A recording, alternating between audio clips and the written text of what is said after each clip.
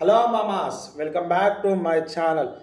ఈ వీడియోలో వచ్చేసి నేను ఎప్పుడో తమిళ్లో రిలీజ్ అయిన movie the smile man review అనేది అయిపోతున్నానండి.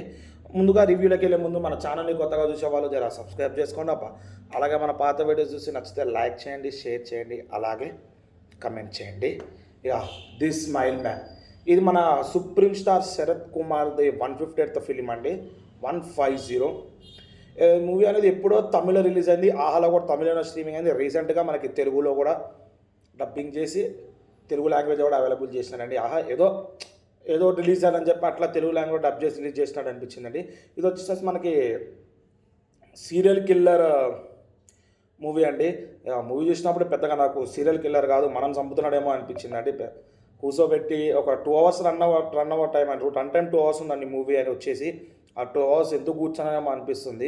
అక్కడక్కడ కొన్ని interval scenes pre interval scenes బాగున్నాయి. మన ఏమంటారు, హంతకుడిని చేజ్ చేయడము, కిల్లర్ని చేజ్ చేయడము అలాంటి బాగున్నాయి. మళ్ళీ సెకండ్ హాఫ్ వచ్చేసి చాలా బోరింగ్ చేసేసినారండి.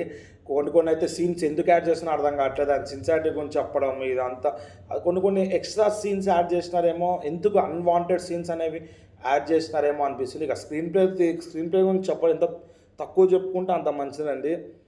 వరస్ట్ స్క్రీన్ ప్లే అండి నేను చూసింది.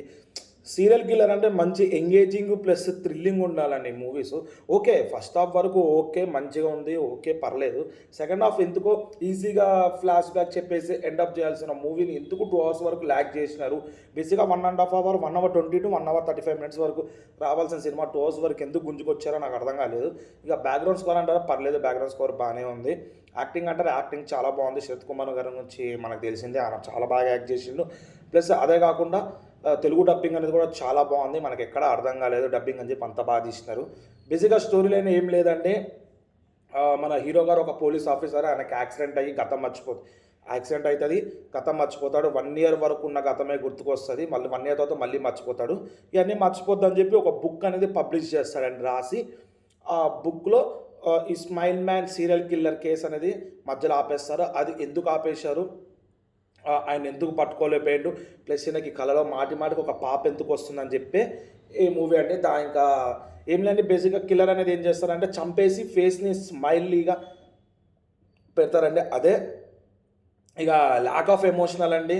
అసలు ఎమోషనల్ ఏది అడల్ట్ కంటెంట్ అంటారా, జీరో అడల్ట్ కంటెంట్ అండి. ఫ్యామిలీతో చూడొచ్చు, ఏం పర్లేదు సినిమా. మీకు చూడాలనిపిస్తే నాకైతే ఫస్ట్ ఒక 10-15 minutes బాగానే అనిపించింది. తర్వాత చూసుకుంటే ప్రీ ఇంటర్వెల్ చాలా బాగా అనిపించింది అండి. కిల్లర్ని చేజ్ చేసే సీన్స్ కానీ ఇవన్నీ చాలా బాగా అనిపించింది. ఇక సెకండ్ హాఫ్ అంటారు, ఇక దేవుడి దయ అండి. ఎందుకు చూసాను అనిపించింది సెకండ్ హాఫ్ చూడంగానే. ఒకవేళ మీరు చూడాలనుకుంటే చూడండి. ఆహాలో స్టిల్ అవైలబుల్ ఉందండి, స్టిల్ స్ట్రీమ్ అవుతుంది. ఆహాలో తెలుగు లాంగ్వేజెస్లో, తమిళ్లో స్ట్రీమ్ అవుతుంది. చూడండి, చూసి మీకు ఎట్లా అనిపించిందో మీ అభిప్రాయం కామెంట్లో మెన్షన్ చేయండి. అన్న నువ్వు తప్పు రివ్యూ ఇచ్చినామంటే ఓకే, నెక్స్ట్ వీడియోస్ నుంచి ఇంకా మంచిగా కరెక్ట్గా నా అంతా నేను చేంజెస్ చేసుకుని క్లియర్గా అబ్జర్వ్ చేసి ప్రతి ఒక్క మూవీ అనేది మంచి రివ్యూ ఇవ్వడానికి ట్రై చేస్తానండి. ఇక ఇలాంటి బోలెడన్ని వీడియోస్ రావాలంటే మన ఛానల్ సబ్స్క్రైబ్ చేసుకుని పక్కన బెల్ ఐకాన్ క్లిక్ చేయండి.